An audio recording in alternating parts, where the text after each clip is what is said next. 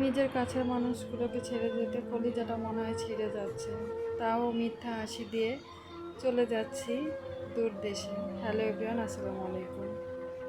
এসেছিলাম মাত্র কয়েকটা দিনের জন্য, কিন্তু যেতে তো হবেই। এত মন খারাপ, তাও চলে যাচ্ছিলাম হাসি মুখে। মাত্র একটা সপ্তাহে থাকতে পেরেছিলাম, আর চেষ্টা করেছি যা যা করেছি সব আপনাদের সাথে শেয়ার করতে। দেখুন গ্রাম কতটা সুন্দর, কি অপরূপ গ্রামের দৃশ্য। আসার সময় আম্মুকেও ভালো করে বলে আসতে পারি নাই যে আম্মু আমি যাচ্ছি। আসলে যখন তাদের সামনে থাকি কষ্টটা বুঝতে দেয় না, যখন চলে আসি তখন বুকের ভিতরটা ভেঙে চুরমার হয়ে যায়। তারপর এবার আসার পরে আমার সাথে যা যা ঘটলো, আসলে আমি এগুলোর জন্য মোটেই প্রস্তুত ছিলাম না। তারপরে কি আর করার, দিনগুলো তো শেষ হয়ে গেল। ঠিক মতো আম্মুর সাথে 2টা দিনও কাটাতে পারিনি। তারপর আলহামদুলিল্লাহ এবার ঢাকায় ভালো মতো সুস্থ মতো ফিরতে পারলেই হচ্ছে। আমরা লঞ্চ ঘাট চলে এসেছি, এখন ওয়েট করতেছিলাম লঞ্চের। এই যে লঞ্চ চলে আসছে অলরেডি।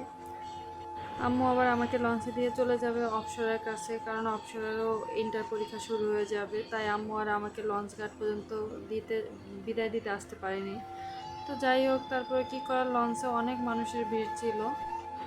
তো আমরা ভাবলাম যে আমরা একটু পরেই উঠি, কারণ এত ভিড়ের মধ্যে ইয়াশাকে নিয়ে ওঠা পসিবল না। তো আমরা একটু পরেই উঠতেছিলাম, আর এইখানের দৃশ্যগুলো এত সুন্দর ছিল, তাই ভাবলাম যে সবাই মিলে একটু ছবি টবি তুলি।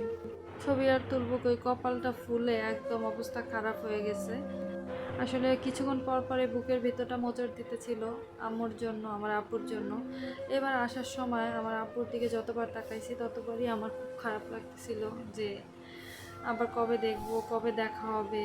পৃথিবীতে আসলে বাবা মার ফিলিংসটা কি সেটা বলে বোঝানোর মতো না। বাবা মার মতো এত ভালোবাসা, এত আদর স্নেহ কেউ কোনোদিন করতেও পারে না, আর করলেও মনে হয় না যে বাবা মার জায়গাটা কেউ কোনোদিন পূরণ করতে পারবে। দেখুন লঞ্চের কি অবস্থা, লঞ্চ পুরো মানুষে ভরপুর। একদম লঞ্চে পা ফালানোর মতো কোনো জায়গা ছিল না। আর লঞ্চটা নতুন লঞ্চ ছিল, সেই কারণে একটু বিরক্ত লাগতেছিল। আর আমাদের কেবিনটাও উল্টাপাল্টা হয়ে গেছে। তো আমরা একটা ছোট্ট স্টাফ কেবিন পেয়েছি, কারণ যাকে কেবিন রাখতে বলছে সে কেবিনটা আর কি আরেকজনকে দিয়ে দিছে। তো যাক, কোনো মতে ঢাকা যাইতে পারলেই হবে, এতটুকুই আশা। ইচ্ছে হচ্ছে কোনো মতে ঢাকা গিয়ে পৌঁছাই, তারপরে দেখা যাবে কি হবে। আসলে কেমনই জানি, ক্লাস ক্লাস সব বাদ দিয়ে চলে এসেছি পাগলের মতো গ্রামে একটু দেখার জন্য।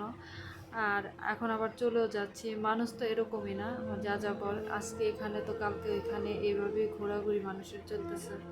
আকাশের অবস্থাটাও তেমন একটা ভালো ছিল না, তারপরেও মন শক্ত করে আমরা রওনা দিয়ে দিলাম আল্লাহর নামে। আমি আসলে গ্রামে আসলে কোনো বাড়ি যাওয়ার সময় আর কি বিদায়ের ব্লগটা করি না। আসলে আমার তখন আর ভিডিও করতে ভালো লাগে না, আসলে মন মানসিকতা থাকে না। এবার একটু করলাম আপনাদের সাথে শেয়ার করার জন্য।